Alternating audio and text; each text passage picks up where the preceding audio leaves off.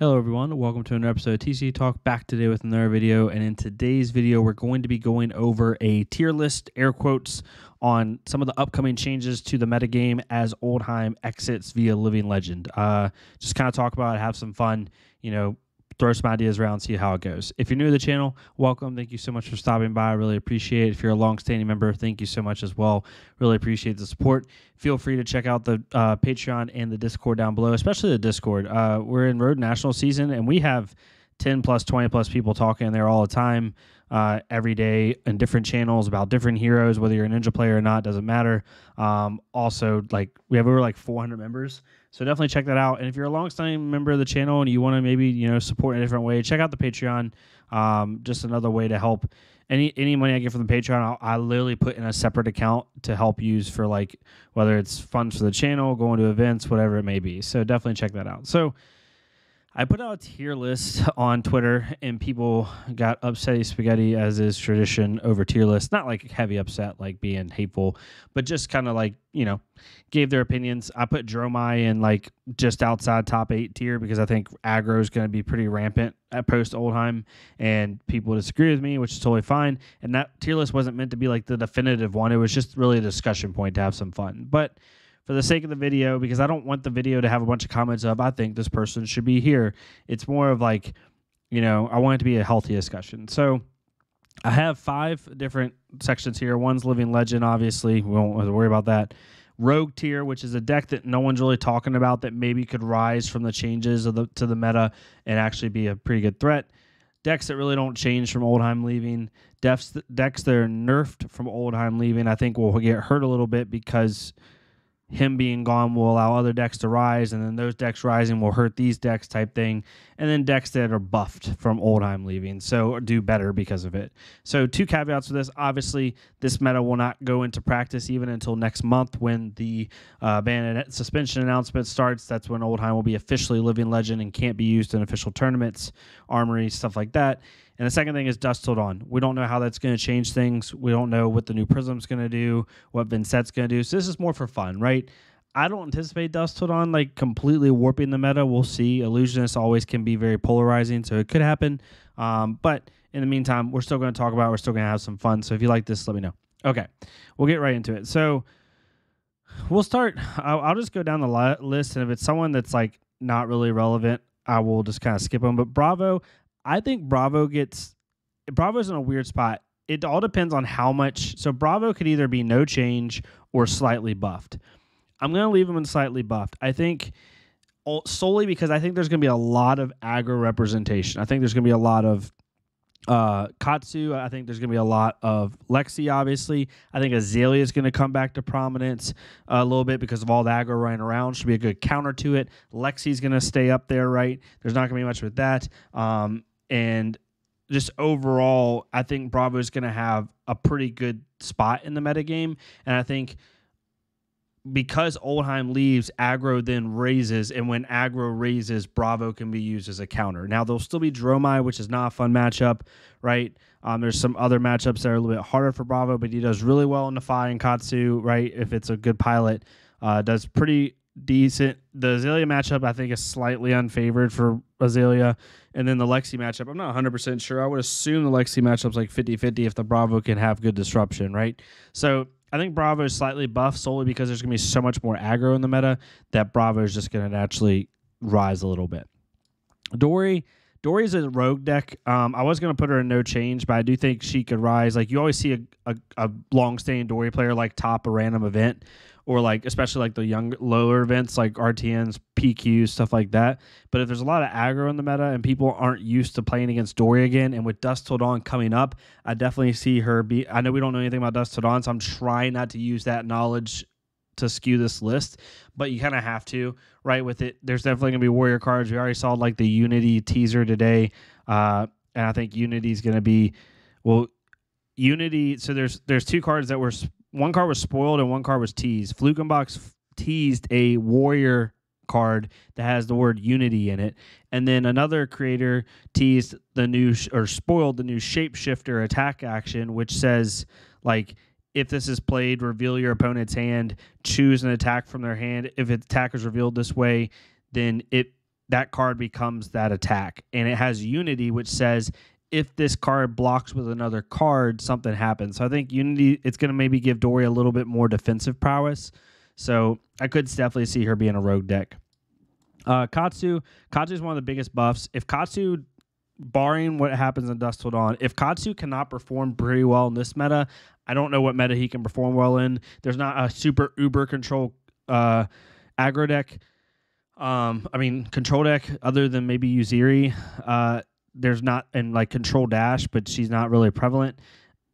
If Katsu can't perform well in this, then we know Katsu's ceiling. I do think Katsu honestly gets the best change for Oldhim leaving, because that was his most worst matchup by far. So Katsu's pretty obvious. I think it goes up. Rhinar, no change. It doesn't really affect Rhinar too much. Levia, no change in my opinion. We'll go through the no changes really fast. I don't think it changes Bolton. Bolton might be more prone to nerf because he doesn't like some of these aggro decks running around, but overall, I don't think it's much of a change for Bolton. Icelander, no change. Icelander's still in a bad spot, in my opinion, with all the Arsenal hate. There's just too much of it in the meta. Riptide and Arachne both get no change. I guess you technically could say Arachne gives buffed because Oldhim was such a horrible matchup, but because Arachne is so irrelevant in the meta, I can't really say he's getting buffed. I guess you can say he's technically buffed, and so if someone just sees my screenshot of this and doesn't watch the video, they're probably going to comment saying, why is Arachne in buff? Technically, he is buffed by Oldhim leaving, so you have to put him there, but he's not relevant in the meta. So Azalea is definitely buffed. Oldhim was her worst matchup. In my opinion, Oldhim is a more annoying matchup than Jeremiah. Significantly. Jeremiah, you can kind of race down. It's still hard. It's still very unfavored, but you can do it. Oldhim, you have to play literally perfect and hope that you draw the right cards. Where Jeremiah is, you can just kind of, play really, really, really well and draw pretty well and win. So I think Azalea definitely gets buffed as well in this meta with Oldhim being gone. Briar's kind of no change. Her matchups kind of stay the same. The higher aggro won't really make a difference. She kind of plays the same in everybody right now. Same thing with Dash. I don't think there's a change much with her. Kano might get buffed solely because all the aggro running around and Lala blues go, Lexi runs a decent amount of blues, but Azalea doesn't run very many blues, even though that matchup's a little bit interesting. Katsu and Phi, straight race. Kano could be poised to get buffed a little bit in this set. Lexi gets buffed a little bit, but really it's no change in my opinion. The Oldhim matchup was tough, but definitely winnable for Lexi, if not slightly favored, I would assume. So I think that Lexi gets a slight buff, just overall not crazy. If I had to order these, the buff probably goes like this, I'd say. Maybe. Some of these buffs are very small, right? It's not that big a deal. Arachne and Azalea, or not Azalea, and Lexi are pretty small buffs. So is Kano, but these two, I think Azalea and Katsu are the most prominent people that got helped with this. Viserai, even though the Oldhim matchup did suck for Viserai, I don't think there's much of a change. The two decks, I think, and then finally, I think all these kind of move up. I know I'm seeing a lot in the buffed range. There's only two decks I think that got nerfed in this, and it's not really a nerf. It's just I don't know. I just think they're gonna have a little bit of trouble. Is that the one nerf? I think it's not a major nerf, and you can come at me in the comments. It's fine. It's fine. I think Jeremiah's gonna get a slight nerf, with one caveat.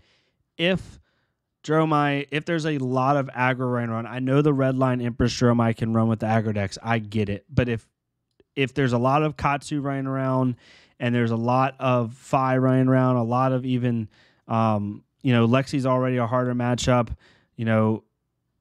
I think that Jeremiah is going to be in that kind of Prism conundrum that Prism was in, but not as good of a hero as Prism was, right? At one point, Prism was in this weird, middleman syndrome where they were really good in one half of the meta, almost auto win, right, against the Guardians and such, and then they just got not smoked, but they got beat by aggro, right?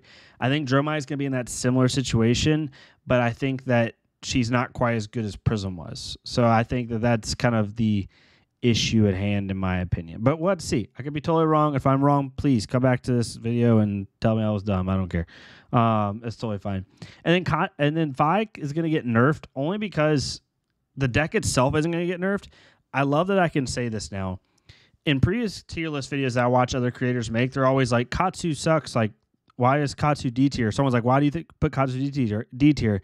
And their answer always is, well, why would you play Katsu when you can just play Fi? So because of that, Katsu is D tier. Now it's flipped. Like, why would you play Fi when you can play Katsu? I think Katsu's better than Fi now. I think his ceiling is higher than Fi's is. I think he can block better. I think he's more efficient in different decks. Kadachi Fi is still a real thing, but I think Katsu just is a better deck. So I think because of that, more people are going to play Katsu and play other aggro decks, play Briar, play Azalea, play all these decks, and I think Fi is going to suffer from it. So if the deck itself doesn't get worse, I just get to finally use the flawed logic that I always hear people say of this deck's bad because this deck is played, which, you know, is really funny to me. But yeah, that's kind of where I'm at. You know, I could be totally wrong. This is just a fun tier list. I hope no one gets upset by this. If you do, you do. Like, it's okay. But yeah, let me know what you think. Super excited to see Dust Till Dawn, see how it changes things up. Really excited to see kind of like where things take us. Super excited I've been set. I ended up getting my Carrion Husk and my Graspy Arknight back through some trades, so excited for that one. We'll see how much they really care about that equipment, but I think they will. I mean, it's kind of hard not to care about 6 block from Husk, but maybe there's some other broken chess piece. Yeah, let me know what your thoughts are. Let me know what you would change. If you would change everything, tell me. That's fine. I would love to hear it. If you're new to the channel, again, thank you so much for sticking around. You're awesome. My long-standing supporters, y'all are great. This is really fun for me. Really glad back getting into content again a little bit after kind of like a month like relaxation time. So yeah, let me know what you think, and I'll see y'all next time on TCG Talk. Thank y'all so much. Have a nice day.